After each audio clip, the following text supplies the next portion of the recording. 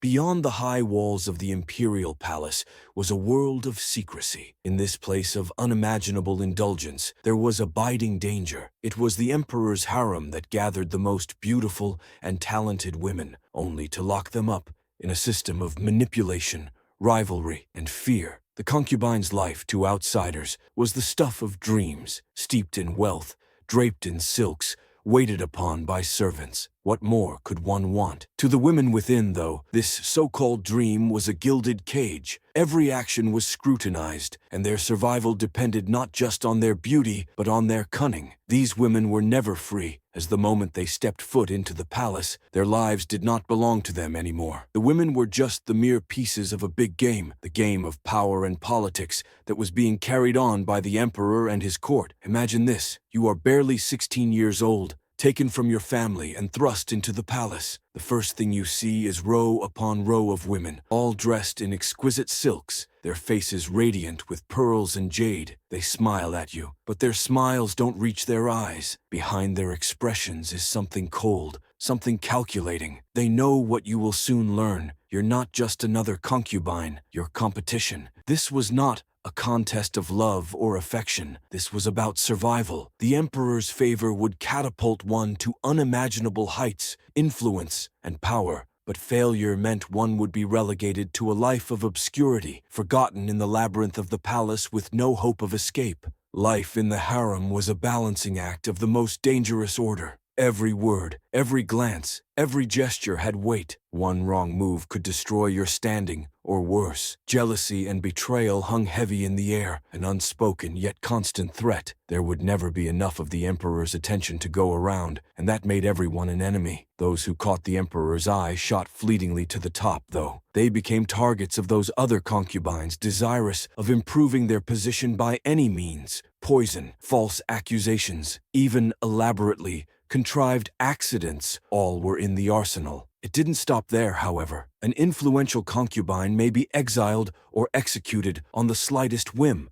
It wasn't the others that were the only danger. The eunuchs, those who had been castrated to work in the palace, had tremendous power inside the harem. Messengers, spies, enforcers, people who decide who sees the emperor. Some of them are reliable and straight, while others love to play with human toys. For a price, they would start gnawing on rumors or destroy somebody. And then, of course, there was the emperor himself, the one man whose every whim carried absolute power and yet was as permanent as a shadow. A concubine's place of favor one day may get her dismissed, the very next without reason. It was dangerous to be on the mercy of the whims. Of all the elements in the lifestyle of a concubine, perhaps the most precarious was motherhood. The concubine had but one key duty, apart from pleasing the emperor, and that was the bearing of children, more importantly, sons. A son would ensure her status and give her a degree of power over the imperial court. This so-called blessing brought its own risks. A concubine who gave birth to a child, particularly a male heir, became the object of jealousy and ire from her rivals. Imagine having to wake up every day, wondering whether one's child's food had been tampered with. Imagine holding your baby in your arms, knowing their very existence painted a target on your back. To many concubines, motherhood was a bittersweet triumph that offered hope and unimaginable risk. Yet even as concubines lived in an almost continuously dangerous environment, it would become possible for some of them to try using power. They learned subtlety in their style, subtly influencing the emperor without the appearance of overambition. Poetry, music, and dance were used, but real power came with intelligence and strategy. Some even succeeded in influencing the course of empires, forging political alliances and dictating court policies from behind the scenes. For them, survival depended upon how well one could navigate through a perfidious world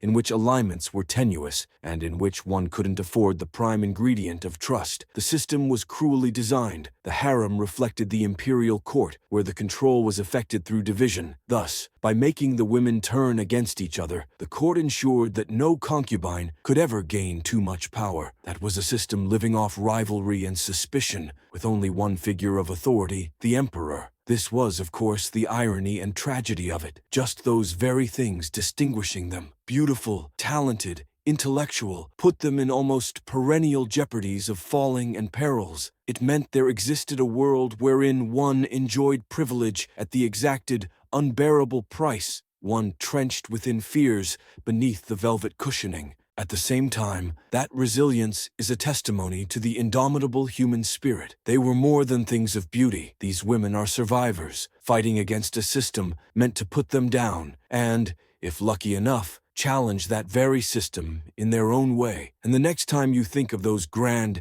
imperial palaces of history, remember this: behind the gold and grandeur lay stories of ambition, betrayal, and an unrelenting fight for survival. These women were not mere concubines, but strategists, mothers, and survivors in one of the most dangerous arenas in history.